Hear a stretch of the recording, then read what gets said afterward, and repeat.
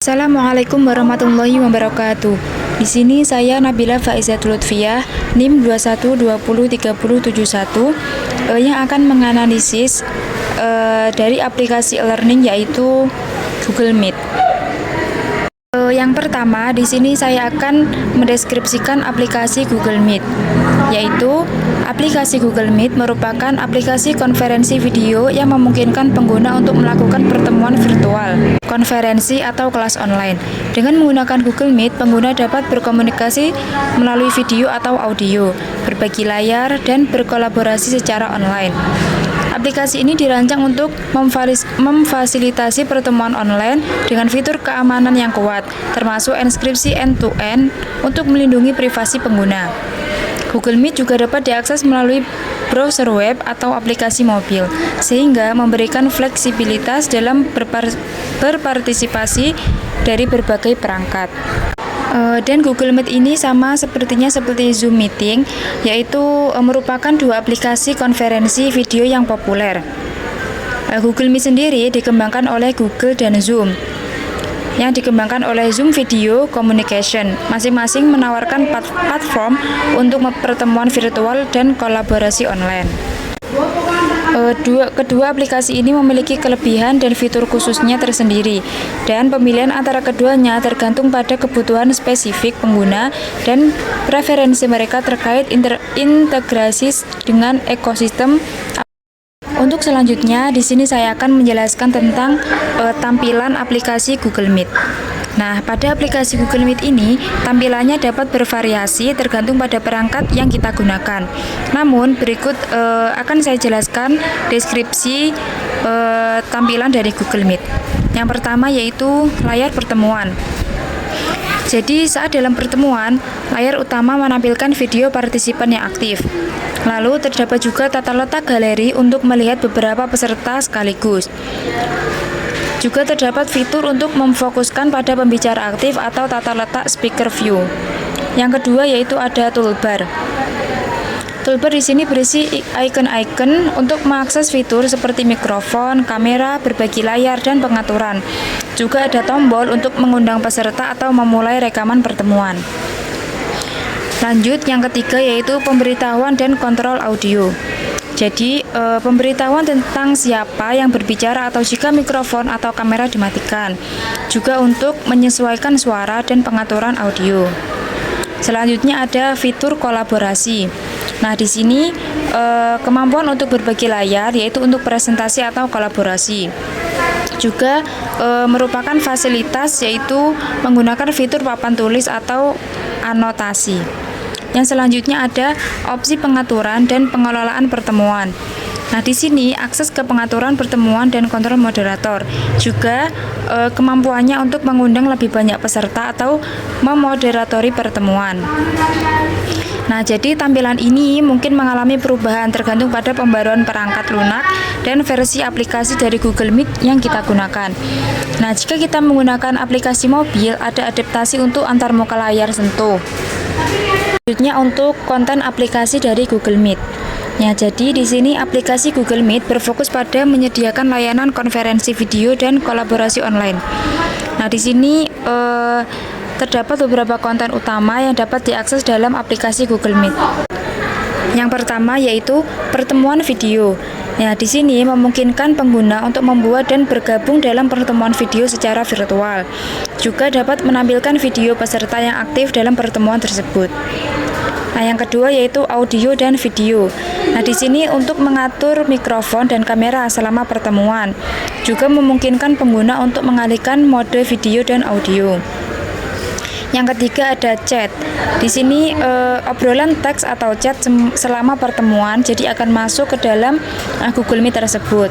Lalu pengguna juga dapat berkomunikasi melalui pesan teks dengan peserta yang lain. Yang selanjutnya ada berbagi layar.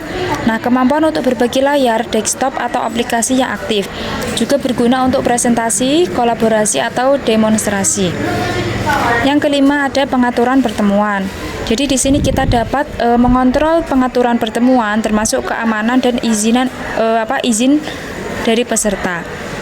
Lalu juga akses untuk mematikan atau mengaktifkan fitur tertentu selama pertemuan. Lanjut, yang keenam yaitu pemberitahuan aktivitas. Pemberitahuan tentang siapa yang bergabung, lalu juga meninggalkan pertemuan atau menggunakan fitur tertentu. Itu akan muncul. Lalu yang ketujuh ada peta letak galeri dan speaker view. Nah, di sini untuk melihat beberapa video partisipan sekaligus atau tata letak galeri atau fokus pada pembicara aktif atau speaker view. Nah, yang kedelapan ada rekaman pertemuan.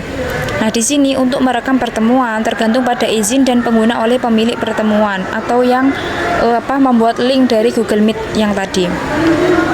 Yang kesembilan ada kolaborasi. Nah, fasilitas untuk menggunakan fitur papan tulis atau anotasi selama pertemuan atau share screen ya kalau bahasanya kita.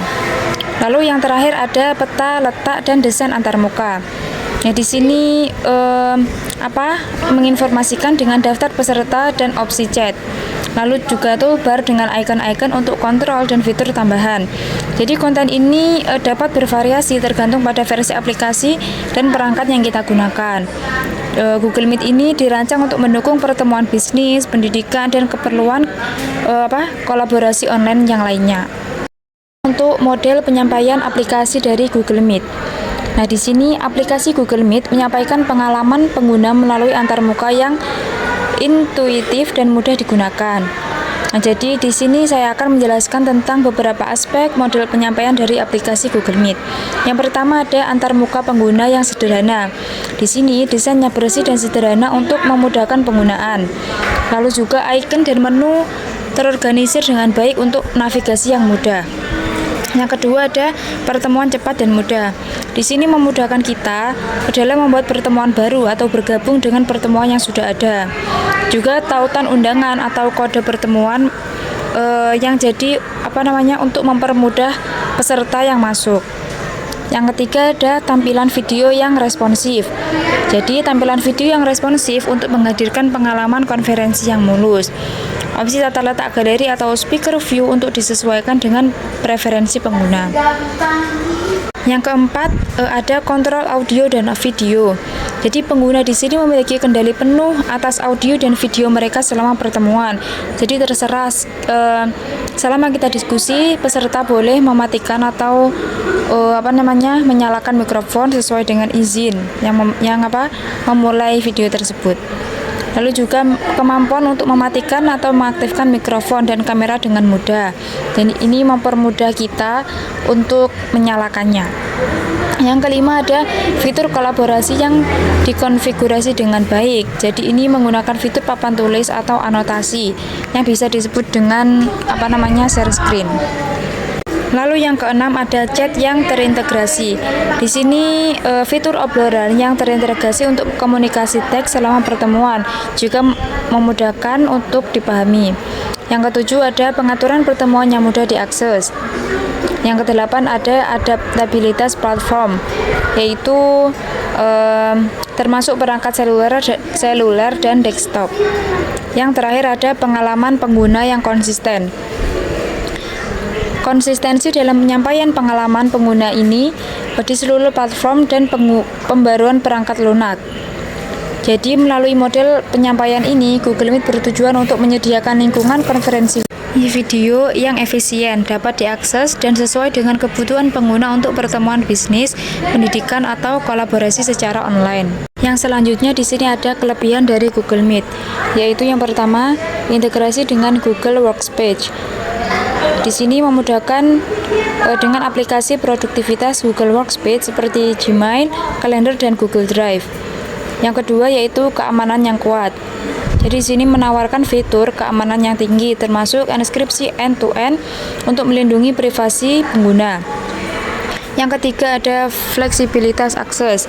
Nah, di sini dapat mengakses melalui browser web atau aplikasi mobil yang memberikan fleksibilitas dalam partisipasi dari berbagai perangkat. Yang keempat ada stabilitas dan kinerja. Nah, di sini umumnya dikenal memiliki kinerja dan stabilitas yang baik selama pertemuan, bahkan dengan jumlah peserta yang besar. Yang kelima ada pengelolaan pertemuan yang mudah.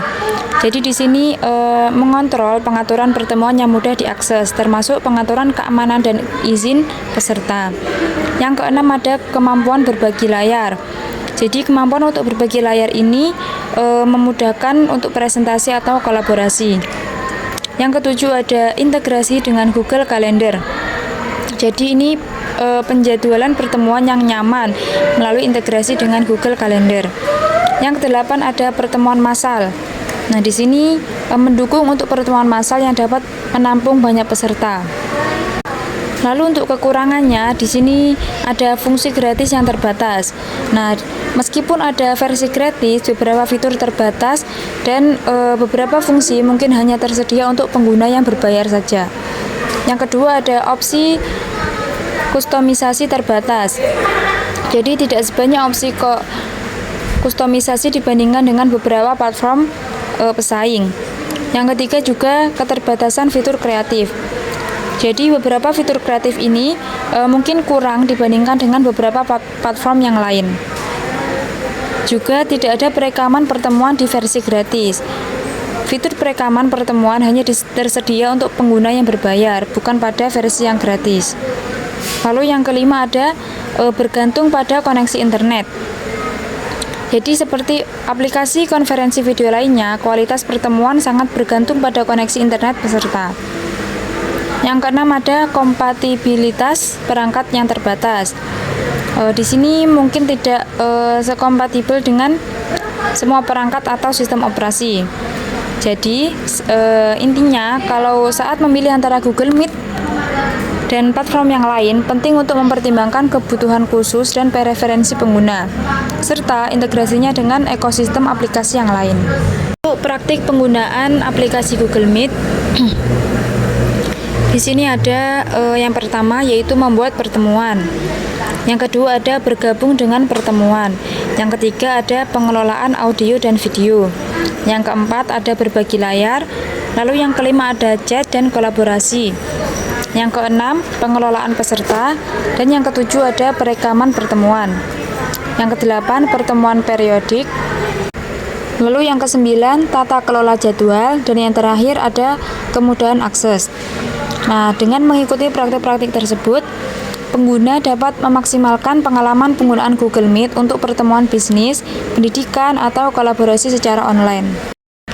Yang terakhir di sini perbandingan antara Google Meet dan Zoom Meeting itu tergantung pada kebutuhan dan preferensi pengguna, karena keduanya memiliki kelebihan dan kekurangan masing-masing. Lalu untuk kesimpulannya yaitu tadi pilihan antara Google Meet atau Zoom itu tergantung pada siapa atau sesuai kebutuhan dari pengguna tersebut. Nah, jika integrasi yang kuat dengan ekosistem Google dan keamanan yang tinggi itu penting untuk kita, itu Google Meet yang bisa menjadi pilihan yang baik. Sementara itu, jika kita membutuhkan lebih banyak opsi atau fitur yang interaktif, yaitu Zoom mungkin yang lebih sesuai karena bisa memuat banyak peserta. Nah, penting untuk mengevaluasi kebutuhan khusus dan mencoba keduanya untuk melihat mana yang lebih sesuai dengan preferensi Anda. Kalau menurut saya sendiri, saya lebih cenderung ke Google Meet karena di situ mungkin ada fitur atau semacam filter juga. Jadi itu untuk buat keren aja daripada Zoom Meeting. Ya, itu menurut saya. Tapi kalau Zoom Meeting itu mempermudah bisnis-bisnis orang besar ya mungkin, karena bisa menampung sampai 200-300an. Tapi kalau Google Meet mungkin nggak bisa. Mungkin cukup itu tadi